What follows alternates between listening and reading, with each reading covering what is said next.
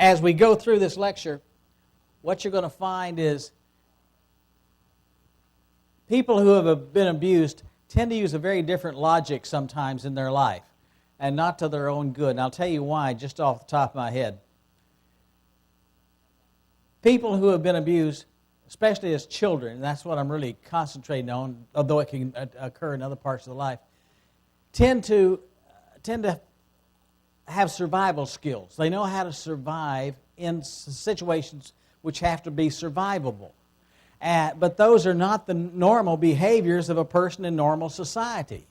So what you have is somebody who's reacting 24 hours a day to trauma, and it doesn't look like the normal behaviors of life. And they're wondering why it doesn't work, and everybody else is wondering why they aren't acting different. Has anybody ever ran into that besides me? Okay. I'm a recovering alcoholic. I know, you'll drink to that. And also abused as a child. However, I've got some good news for you. Oh, by the way, this up here, man, women, Nabisco, it's just something I saw one time. It sort of struck my fancy. I noticed these three seem to have something in common. However, none of it pertains to our business here today. I got a handout. Would somebody volunteer to hand these out? Thank you, Rod. What a guy.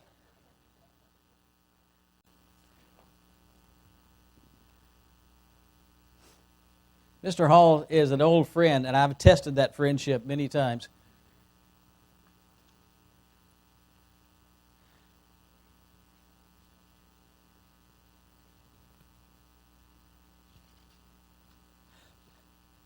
First of all, the first part, I'll go ahead and start even if you haven't got your hand out. I only have 20. I'm sorry. I'll share with somebody for that matter. Maybe I'll come over and just... Okay. There is help and there is hope. We do not have to live under those old rules which haven't served us very well, which have perhaps led to our alcoholism or led to other difficulties in our life. There is help and there is hope. What people will come to me and say is, I was abused, however, I am just going to forget that.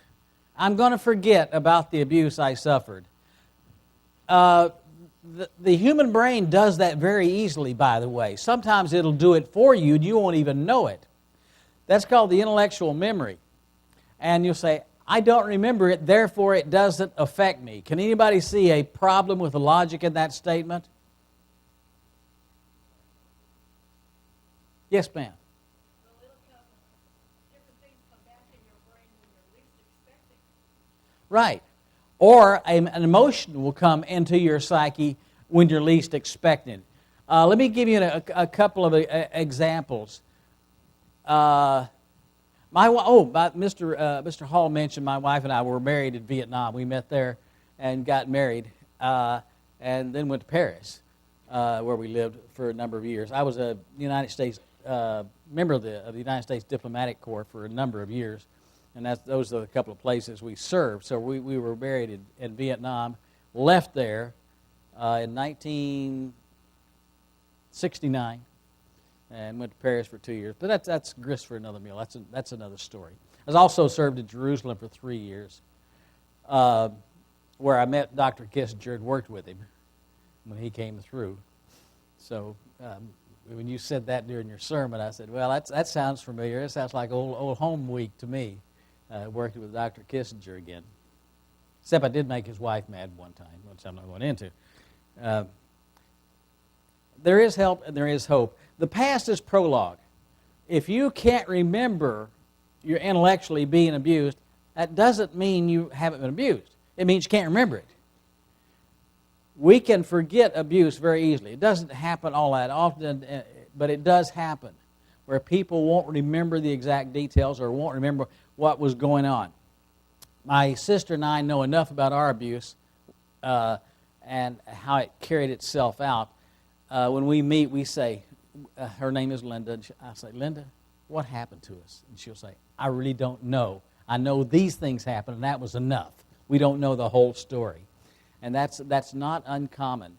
But you can want to forget something, and intellectually you can forget it all you want. It will not help emotionally. All abuse ends up as an emotional abuse. So whether it's physical, mental, or sexual, it's all going to end up as emotional abuse. You're going to have some emotions that are out of the norm, okay, and working on a different logic system. So, while past is prologue, that was Shakespeare that coined that phrase. Everybody remember Bill? He used to live around here. Bill Shakespeare. The past is prologue. However, tragedy is not destiny. Just because this happened, you don't have to live under its curse. You don't have to be negatively influenced. There's some things we can do, and it's those kind of things I want to talk about for the next few moments. Oh, by the way, we'll have a Q&A afterwards. However, if you've got something of a personal nature, I would go ahead and just talk to me privately. That'll be fine. Or get a card. I've got plenty of cards to give out. And maybe we could talk later if that's your wish. Okay, I'm not here to drum up business, believe me. I've been retired or been trying to retire for a number of years. The past is prologue. However, tragedy is not destiny. Just because this happened to you doesn't mean, or somebody you know, or some stranger who you're dealing with, doesn't mean it has to be that way. There is help. There is hope. Well, the first thing, if a person comes to me wanting help about abuse situation, the first thing I ask them is, would you like to be anointed for this? This is just as much a miracle as any other kind of healing. So I say, look, if you go to the minister and God chooses to heal this way, first of all, it's cheaper. Second of all, that's much better. Thirdly, if you've got some things to learn or you're being prepared to help others, you might not have some lessons to learn that you'll have to work through. And through the work, you'll look back and feel a sense of pride and pleasure that you were in a position to overcome this. And that's where we'd like to get you if things worked out perfectly. As usual, God has a better plan. God gave us a way, said, live this way, and you will not have to worry about anything about abuse recovery. It will not exist. We won't have to worry about it. And so it's written a book that shows us, among other things, among historical treaties, it shows us how to live. And it works perfectly. Okay? However, we don't live in that kind of world now, do we? So while God has a better plan, He doesn't say much in His Bible about treatment of abuse. For a very good reason. He's already given you a better plan. You don't even need it. God heals. God is the healer. I never pretend to be, and when I deal with people, I tell them, I've been in this business for about 30 years, and I've yet to solve anybody's problems. I will, however, point you in a direction where you may work yourself quite hard, where you can solve that problem yourself. I'm smart enough to run a counseling session. No, I'm not smart enough to run your life, so I won't try. However, I give God a good chance to run it for you. And believe me, you don't want me as a poor substitute for that. Okay. As I said, abuse has its own logic. I'm going to give you two examples. One, when I first married Ruby, my wife, Ruby, has 13 brothers and sisters. She didn't have a family. She had a conglomerate. And they're wonderful people. I had never seen anything like it. I'd never seen anything like a family that was so close-knit, so, I don't know another word, wonderful. And first thing, I met this family, and I started crying. Because my family was so vastly different from this. And here were these wonderful people. And they had no idea while I'm sitting there weeping in the middle of this room. In fact, we saw them. Ruby and I were still on our honeymoon. We'd come through Hawaii for our honeymoon. I hear there's a beach there. And when we flew to Portland, where her family was, and I was so impressed with her family. However, when they got around the table, all, say, 16, it was raucous. I mean, it was noisy, it was fun, it was gaiety. And you know what? I couldn't do it. I couldn't sit at that table. Why? Well, as an abused person, this will often happen. Abuse will occur in two places more than any other. One is when people, if they're church-going people, those minutes before they actually leave the church, if they've got a dysfunctional family, that's when you're going to have problems a lot of times, because you're taking them to a place where you're supposed to be perfect. That means you've got to be quite an actor, and you've got to teach your children to be quite an actor. So that's a dangerous area. The others at the table, dinner table. Mine used to come with you dirty little scum and a backhand. Okay, so that was my example. That was my learning about sitting around a table. So I wouldn't do it. I'd take my plate, and everybody wondered about this, and I don't blame them. I was using a survival tactic. I'd carry my plate over to a corner, and I would eat. Now, this was not an intellectual memory. I remembered being at home. This was a emotional memory, because the emotions hurt so much. About 7 years into our marriage, I finally got brave enough to explain why I got up from the table. Oh, I laugh at myself now. I can laugh about it. But I told them, I said, I'm afraid of being hit. And they said, we're not going to hit you. And I said something very revealing. I said, I ain't taking any chances either. This is a wonderful family. But I wasn't taking any chances because I knew I had been hit. Okay, kids who have never been hit in their life but have angry parents will still have that automatic reaction. Why? Because they still got the fear. So we're going to talk about some of the things.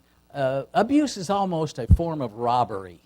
It's almost a form of theft. Something's been stolen. We'll get into that quite heavily later. Another example of abuse with its own logic is taking a sexually abused person, and that's almost 2/3 plus women, and they will become promiscuous. And we wonder why. Why would they engage in something so horrendous to them? Well, it goes back to the Scruggsian theory of bad breath is better than no breath at all. Sometimes this is the only time in their life these people have ever been shown any affection or even attention. And people will put up with a lot in life, but they will not put up with anomie, with absolute ignoring them. That's what they won't put up with. They've got to matter at some point. So it's very promiscuous. There's a second part to that. And that I've been taught that I am no good except as this particular function. I'm convinced by others that I am no good. I'm a cosmic mistake. We'll get into that early in a moment as well. Okay? So, for two reasons. One, they finally get some attention. Two, they're absolutely convinced that their worth is not too great at all, to put it very, very mildly. Oh, anytime somebody has a question, I haven't made something clear, please go ahead and raise your hand now. And then later we'll have a Q&A session, or at least I'll talk to some people if they want. Okay? But they know that they aren't worth anything except this. They're lacking in worth. And it's been taught. Oh, for those of you who got the handout, go ahead and take a look at the first wonderful drawing. To painstakingly put, I took 3 years of art school for that. No, I did. I can't draw a straight line.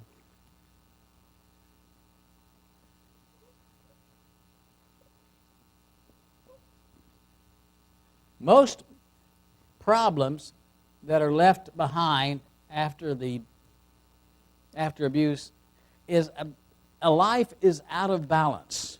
A lot of times what a person will adopt as a behavior is not any different than anybody else on the street, the guy or girl on the street. However, what is different is the length to which they carry it.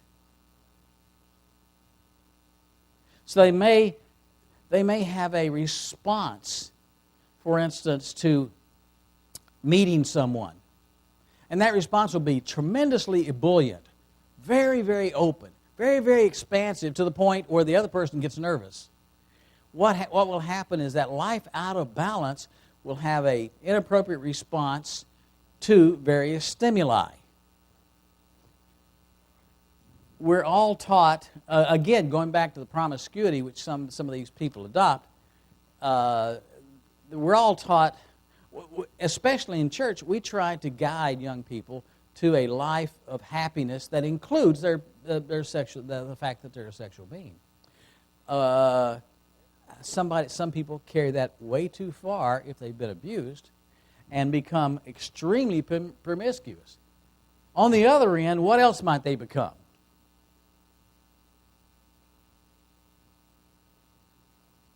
Yes, ma'am. Say again, please. Exactly. They may, in fact, not be able to show any kind of emotion at all. Okay? But we can bet one thing, their life will be out of balance. So they'll either be one end of the seesaw or the other, as this shows. And the response will, they can't quite center it. They can't quite get it in the center. And so if you know somebody like that, or like me, you are that, then you've got to relearn how to readjust your emotional responses in order not to sound just a little weird. Guilty, Your Honor.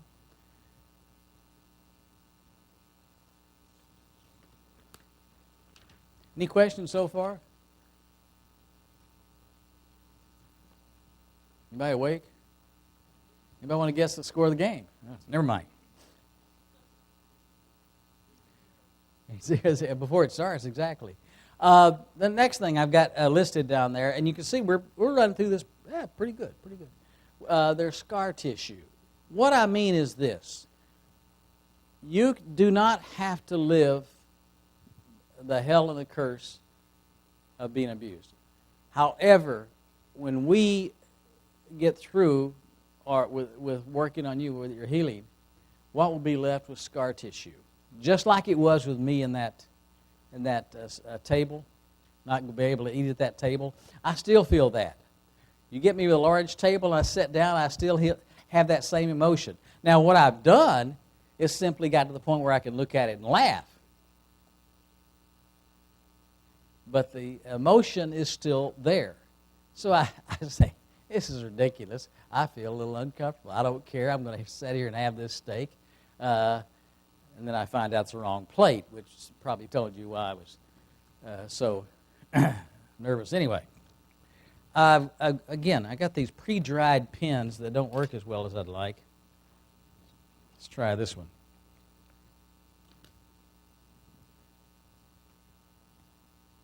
I'll see if we can.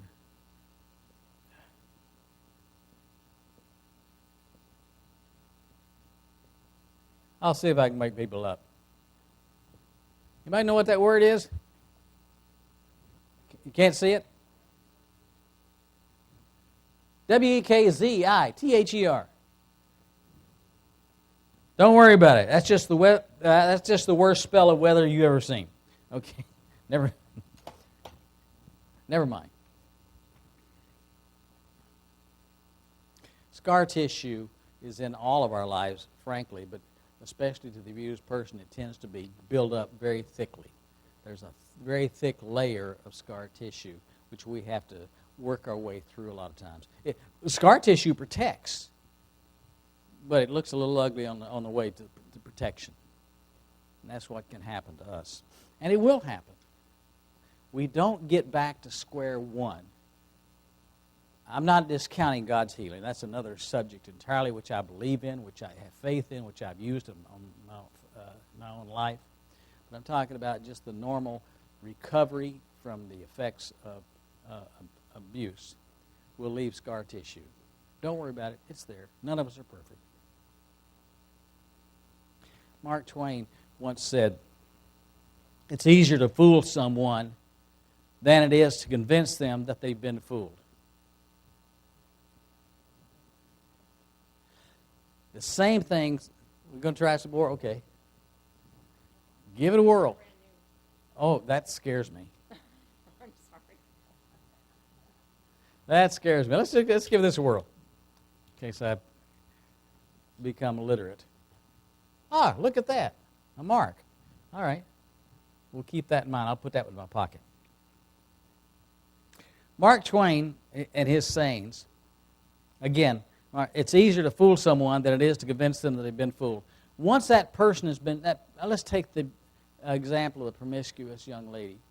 Once she's been fooled into thinking that's all she's worth, once she's been fooled into thinking that this is the only way she's going to get proper attention, it's hard to convince her otherwise. That's what makes recovery so difficult. We buy into it. Hook, sign, and linker of 6 line, you know what I mean. We buy into it, and we believe it, and we make it part of our own. Then when somebody comes and says, "You don't need to live like that," we'll listen to them and say yes, nod our head politely, and go right back to the same belief. So that's the difficulty here, is breaking away from the falsehoods that you've been taught about what happened to you, what it made of you. It says, "I deserve this suffering."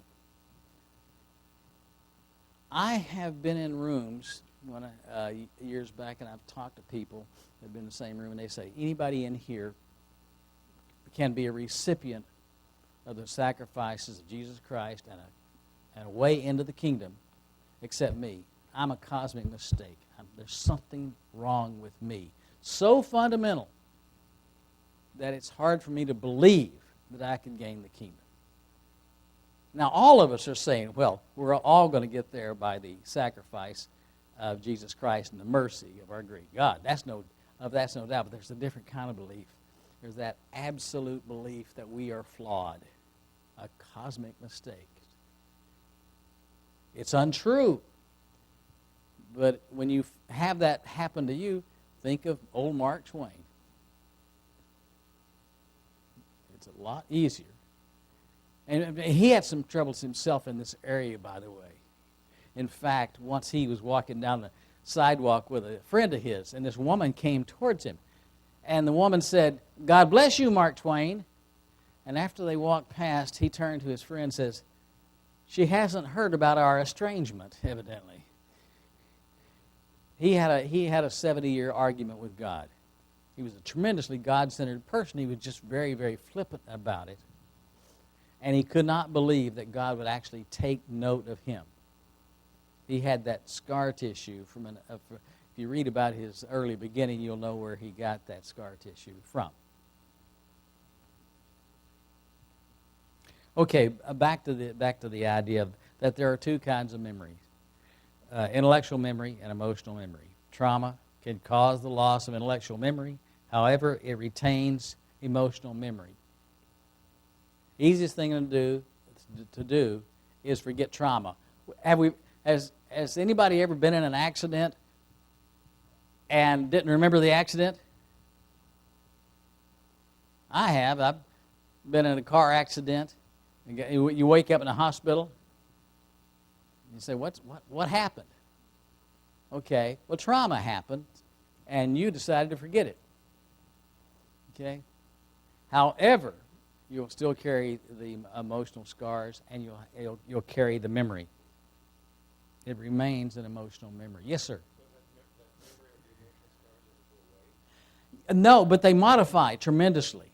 Now I'm to the point where I can sit down at the table with her family, which I love dearly, and I can have a nice supper. And I laugh at myself. Okay? I no longer am fooled, as Mark Twain had warned me against. It moderates. That's the whole point of working on this problem, is not to make it go away altogether. It's really to moderate the damage that it does and turn it into a different direction. I can see somebody now and have tremendous compassion when I see their scar tissue. You know, you can cover up something, but you can't cover up a cover-up. It's the same thing when we've been abused. We can cover that up, but guess what we cover it up with? Inappropriate behaviors. And people wondering just a little about us and some of our behaviors. So, again, you can forget something very easily. You can forget the past. The past will not forget you. The whole point of even dealing with the problem, besides getting you in a better place of life, is to explain the past, give proper behaviors for the present, and change the future. If you'll notice the title on top, Rewriting the Future. That's what we're doing. We're rewriting a future which has already been written for the abused person that has one subtitle, failure, and maybe a second one, unhappiness. We're going to rewrite that to where we're going to emerge successful and strong. And we're going to realize that God's in our life as well as everyone else. I am so surprised how many times I hear somebody say in a congregation, everybody here deserves God's salvation as a product of His mercy, except me. I'm just a cosmic mistake. And it ain't true. Don't believe it.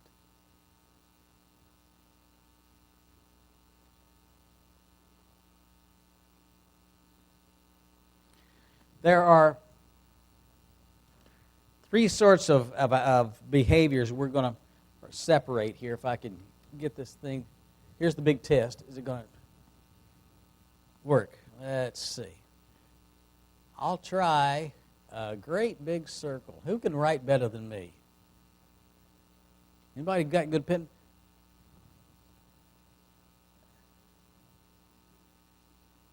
Don't look behind. Oh. Come here. Does everybody know this young lady? All right. You're going to write three things, and you got to space them out around this circle. Celia, you want to give him one? What she's going to write? Okay, write emotions. I am much too lazy to teach this lecture by myself. Okay. Give me another one. Intellect.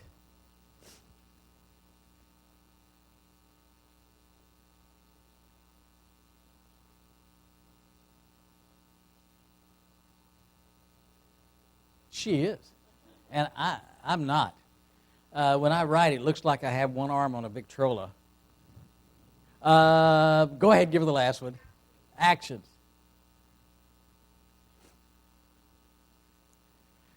When we have a life in balance, these things tend to work out just about right.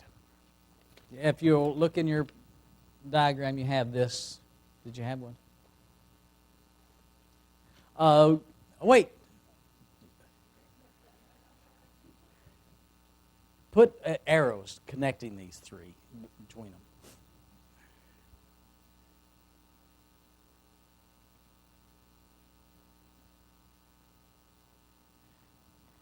When we encounter an abused person, they're going to have, again, a life out of balance that will show up in the actions of a person. So most of the time, not always, most of the time, they will have emotions that are out of balance that will begin to override the intellectual. The intellectual tells us, when we read our Bible, that we are candidates for the kingdom. The emotions for many abused people tells them everybody else but me. Okay? And so the emotions will override clearly override the intellect. And the actions will be, they will act like a person who doesn't deserve it. A lot of times this will lead to sin because they believe they are that person. There is another, keep in mind that the emotions can overwhelm our intellect so easily. Even for a healthy person, that can happen. Has anybody ever had to watch their language when they stub their toe at night? Okay. We get overwhelmed right quick. Okay, we can. Intellect. A lot of times if a person is heavily abused, they will shut down. And they will have an amplitude of emotions about that wide. Thank you, man. Won't you stay up near the front?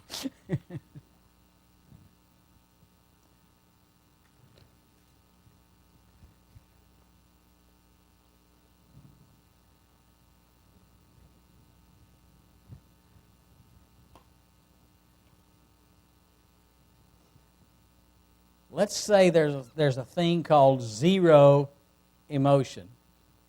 And this will be minus emotion, and this will be plus. Those that have been hurt, and it shows up in the intellect, in the emotions overriding the intellect and influence their action, they will have something like this in their emotions. Great peaks and valleys, where they'll be very, very happy or very, very sad. And they can't moderate the two. Now, this is tough enough to live under. I have a standard way I check for abuse. If a person is going to suffer from emotional difficulties of always feeling bad, what do we call that when somebody constantly... Huh? Exactly. Thank you very much. Feels depressed. They will have these amplitudes. But I've got one way of checking. It's a sort of a shortcut I use to find out if a person suffers from depression. If you feel bad when you feel good because you're going to feel worse after you feel better, you probably suffer from some form of depression. How many understood what I just said? Okay. Yeah. I say that, and I say it quick. In session, I'll say, do you feel bad when you feel good because you feel worse after you feel better? Go, I understand that. That's exactly what I feel. Nobody's ever told me that before. Because we know we're not going to stay on this level. In fact, nobody should. This is unhealthy, just as unhealthy as this. And so, what happens after we're really, really happy? Huh? You're really low. Exactly. And so when you're up here and you know the result is going to be down here, how do you feel? Not good. Okay. Now, others will have an amplitude like this. Amplitude between happy and sad will be like this. What might that tell us? Yes, ma'am. They're suffering a lot, but they're doing something about it at least. Yeah, they're stuffing a lot. And it ain't Thanksgiving either. Okay? What they'll do is just shut down emotions. Now, God has made us an emotional and intellectual being and an action-orientated being. But if we have to feel like this, where we got no emotion whatsoever, we're missing out on so much of life. Life is the joys and the tears that we shed during that life. My Mother Teresa used to have a saying, the blessing of suffering. Not quite sure I agree with the old gal, but she did have something. How many have learned lessons from suffering that you would have keep your hand up, that you would have never learned if things had gone well? Okay, thank you. I hate to say it, the old girl, I may not agree with her completely, but she did have a point. The blessing of suffering. Now, of course, when we go to God in prayer, when we're suffering like this, we have I don't know about you, but I have a long talk with Him. I'm saying, can you take this away? Why am I feeling this? And I get very childlike. I act like a 3-year-old throwing a tantrum. I'm sorry, but it happens. But because I know that God's my Father and He loves me. So I don't get too worried about it, and I can come to Him in that. And then I always have to end my prayer by saying, unfortunately for the very present situation, you know best. Amen. Okay. Along that same line, my most favorite prayer outside of, or at least in the realm of politics, was a guy named Peter Marshall. Anybody ever heard the name? Do you remember what he was or who he was? Yeah, he was the chaplain of the Senate, and he opened or designated somebody to open the Senate every day, and he was getting very frustrated with the process. This was 40, 50 years ago. He was getting very, very frustrated with the process, and one morning he said, "God, please look after the woes of the nation and see what you can do about the Senate." Amen.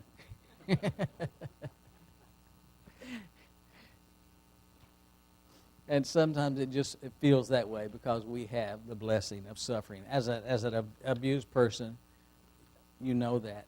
So, whatever you do, or if you have these now, you're going to continue to have these. If you have this now, you're not really sucking the juices out of life. I know when I was about 14 or 15, I realized I wasn't living the best life possible. I wanted to live life. So I said to myself, "Self, I'm going to live life." And when I got to be 17, I ran away. This is very common among abused people. In fact, out of all the, especially females that I dealt with over the last 30 years, many of them have been on the track team at their high school. Many of them have been on the track team at their high school. Why was this? What were they doing metaphorically? Exactly. They were running away. Well, I ran to Scotland, Berlin, West Africa, Vietnam, Jerusalem, Cairo, and a few other places, and served as a U.S. diplomat in all these places. I would be stationed at the American Embassy. When I ran good. However, I did learn some foreign languages, and about 2 years ago, maybe a little more now, 2.5 years ago, I was asked to go to West Africa to do simultaneous translation for Melvin Rhodes, and it was during another time of our trouble, in one of the splits. Seems as an organization that's what we do best, or at least often, unfortunately, and did some simultaneous translation from that. It was a real privilege to have done so, but I learned this language on the road somewhere, serving in some of those areas. In fact, I got stuck in what they call a francophone area, those that speak French. I had two children born. One was born in Paris, one was born in Morocco. Both those countries speak French as certainly the language of commerce. Anybody remember where I was? Ah, yes, running. Abuse. Abuse equals loss, or abuse equals theft, if nothing else. When we are abused, when a person is abused, what they lose is trust. The ability to trust. The ability to trust those that they should trust, especially if they were abused by those that should have been protecting them. There are three big things that people develop, and so be careful of this when you're dealing with them. Don't trust, don't talk, don't feel. Don't trust, don't talk, don't feel. And so if they talk, they'll talk voraciously to cover up things. How many has ever gotten away from a situation and saying, that's what I should have said. That's what I should have said. People who have been abused often get away from a situation and saying they're going to hate me because I made this faux pas in one of my statements. And they will begin to believe that this person is going to dislike them because they made some awkward comment that may be innocuous to everybody else. And this is because they've already bought into the fact of what their abuser taught them. They aren't worth much. Don't trust, don't talk, don't feel. That's not a very fun way to live life.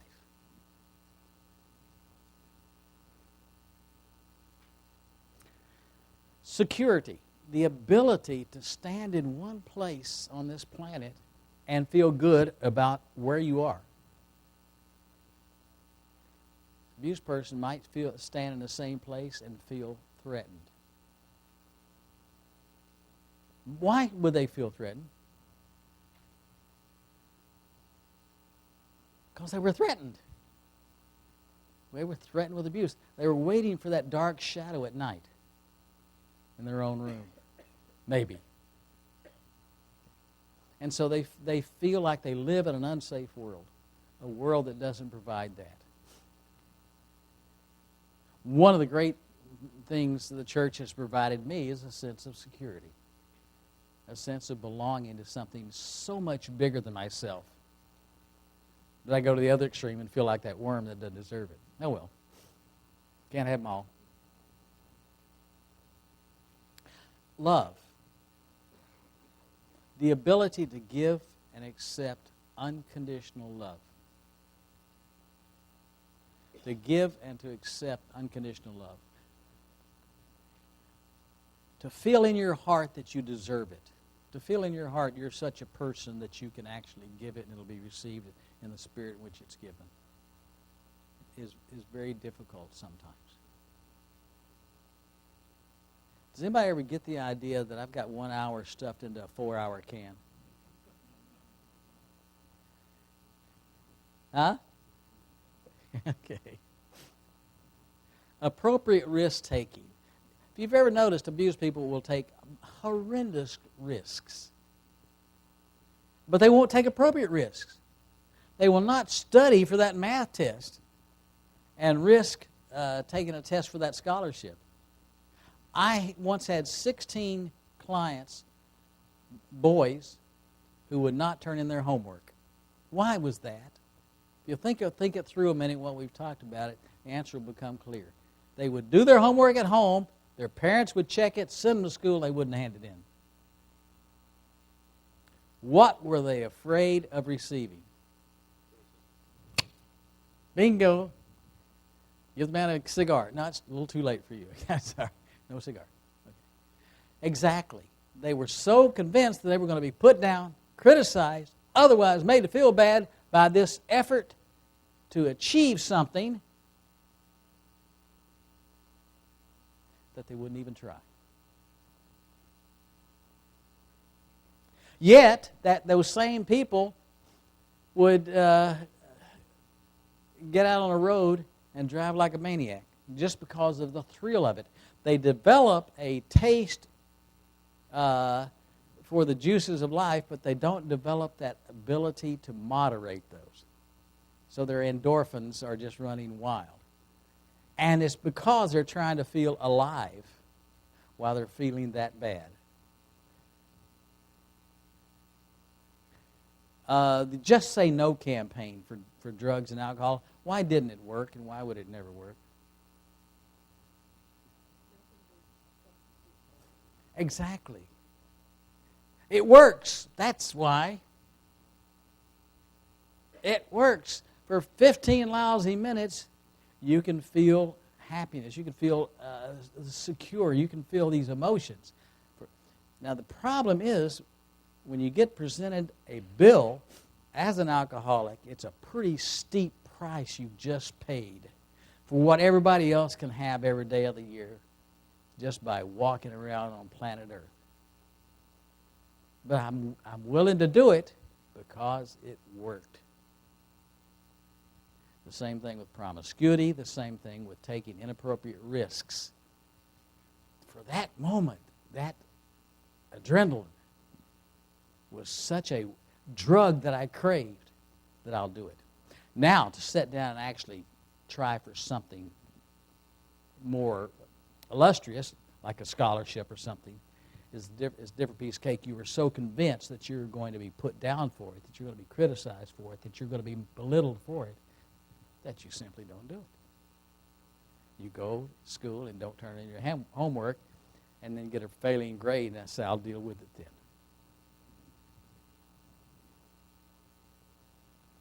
Accomplishment doesn't come easy for these people because they are convinced they aren't worth it, and they're going to be criticized for it. Empathy. Let's take sympathy first. I should have reversed these. Sympathy. Sympathy is, if you lay since I'm a banjo player, two banjos beside each other and hit one set of strings, what's going to happen to the other? Huh? It'll vibrate. It'll vibrate sympathetically. We feel the other person's emotions. If you've been an abused person, you're probably going to have one or two reactions. This one, where you have an inappropriate reaction. I remember we were dealing with one kid, and if another kid got a scratch on his finger, this guy would start crying copiously for them because this is what he was doing. And then I've seen others who had something terrible happen, hardly make a register. They are missing this wonderful boundary here and here where we live life to the fullest. And somebody want to quote John 10:10 real quick? Thank you, Mr. Schaefer. Yeah, okay. You're not going to like yourself. I have come that you might have. Exactly. Yeah. I am sorry. I apologize. I put you on the spot. Okay. I hope it meets mine coming back.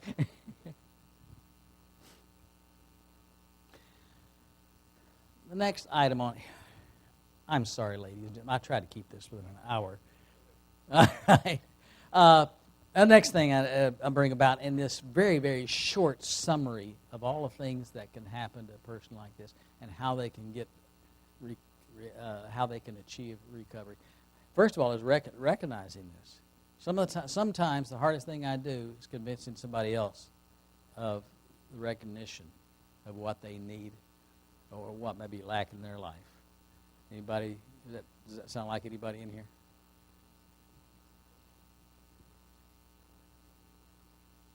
Don't let the perfect harm the good. What do I mean by that? Don't let the perfect harm the good. If you have to do everything perfect in your life, are you going to succeed? Very unlikely. The abused person a lot of times will know, especially if it's an anger problem with the parents, that they're going to have one or two grades given to them by their angry parent, for instance. Attaboy and you louse. And there ain't nothing in between. They miss, once again, they have these tremendous amplitudes, and they miss that in between, which that was pretty good. I bet next time we can even do it better. But they miss that. We are flawed human figures. Perfect doesn't become us very well. The Bible says, be ye perfect. I am not going to turn theologian on you and begin to explain the words of that, but it's describing a process. Okay? So we've been taught that we only get 2 grades, perfect and you louse. So we're always striving for that, which we can't control. In fact, there's something we call the wheel of abuse. If we're living with an angry person, whether it be a wife, a husband, a parent, we will start off with, let's call, I knew I had a use for you. Let's catch on. There's going to be some words. Put normal. Where we start off with normal, where everything in that family is, not too bad. Everybody's sort of getting along. And let's say, the father. We'll say the father has an anger problem. Okay? The next thing we'll note is rising tensions within that family. Because that angry person will only stay quiescent so long. We know it's going to occur, and we can see it coming. We're smart enough now. We can feel the vibrations, and we know that there's a rising tension.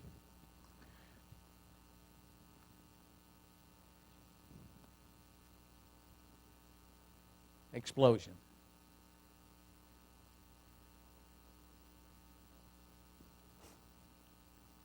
There is an explosion. Yes, sir. Sometimes both, but more likely in this case, it's the especially a father who has this kind of power over a young child. He will explode and make it miserable for everybody, especially the abused person. Okay. So, in fact, a lot of times, Rod, the abused person who we're following will provoke the explosion. Make the angry parent, who's going to do it anyway, by the way, make them get mad and blow up. Why is that? Why is that? Get it over with. When I was in a circus, I'm sorry, I'm interrupting.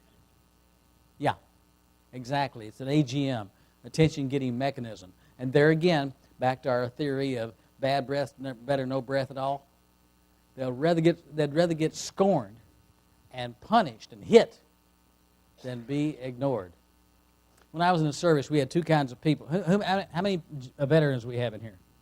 Excellent. You'll know this. You'll recognize this right away. When you went to get shots in basic, there was two kinds of persons, right? Those that went to the front of the line and those that went to the back. And they had two theories of life, didn't they?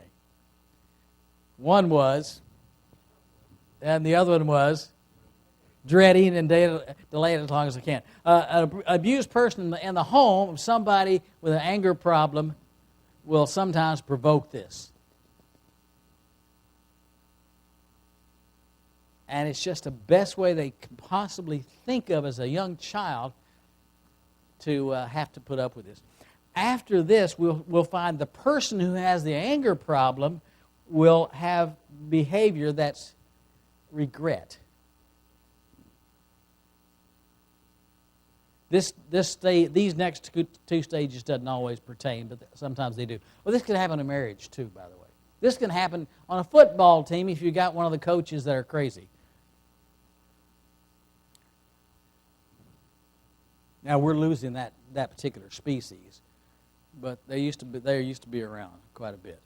Anybody ever have one of those coaches that they sort of dreaded? Oh, Coach, don't get me started about Coach Farmer. Oh, boy, could he swing a mean paddle. We could have nicknamed our team the Blue Butts. Okay, remorse.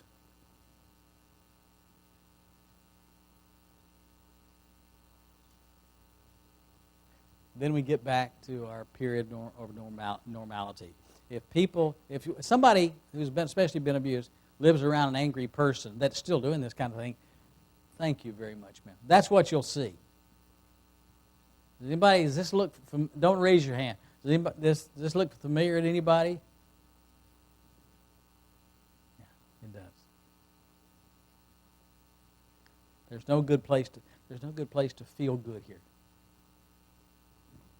Even if you're here, the remorse, you can be taken out and be bought ice cream and given a new toy, but you're still not looking forward to it because you know that you're going to feel bad after you feel good because you're going to feel worse after you feel better. See where that comes in? Don't let the perfect harm the good. You aren't perfect. You're not going to be in this life.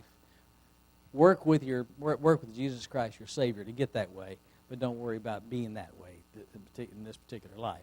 Or if you do, come talk to me. No, I'll come to you. Toxic shame. I've talked about that earlier, so we just hit it light, considering the hour. We're flawed. More than anybody else in the world. And sometimes, if we have children, we'll pass that on. We don't mean to. It's the last thing we want to do is pass that stuff on. But I've learned something. I didn't give my wife $1 million last week. You know the only reason I didn't do it? Didn't have it.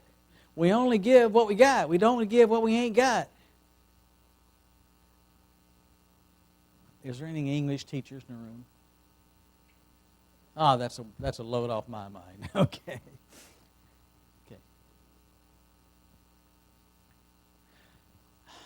Please believe, please know, please understand. You too can sit at the table.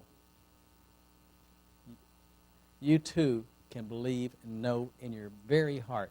You don't have to believe it. You don't need a checkup from the neck up. Okay?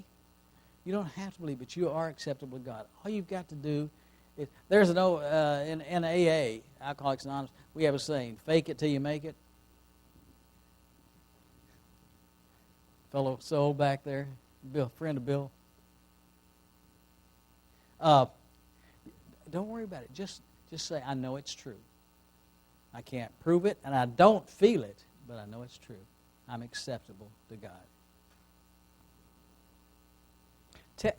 Test pilot. Did you take the pen and put it down? Okay. The big one. Test pilots. A perfect pilot, when he's told to adopt a heading, I'm an old pilot from way back. I used to have a leather helmet, I think.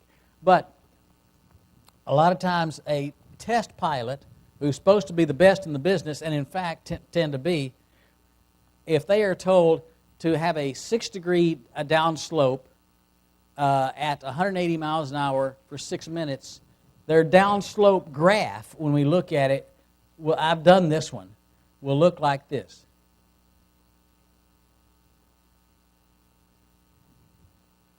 And they're supposed to be going 6 degrees downslope for a certain amount of time, 180 miles an hour. It doesn't look very straight, does it? It isn't, because it's flawed. But this is, for a test pilot, can be quite acceptable, thank you, because you'll have these little oscillations.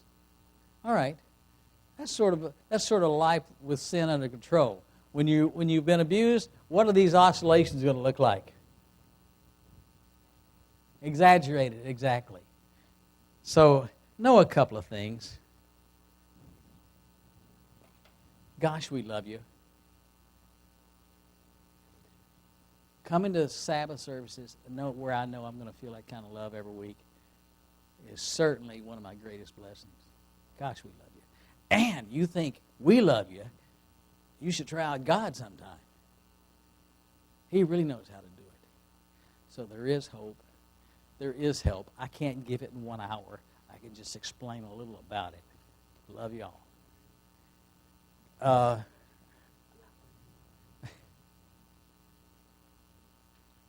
Any questions?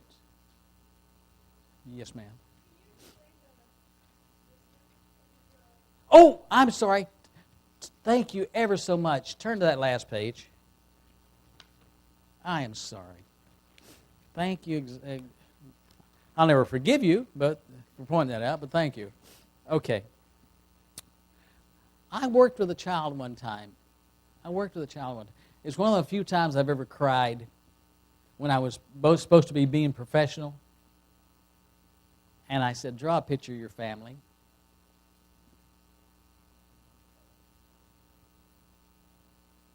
Does anybody not get the message? Were you able to see it? Draw a picture of your family.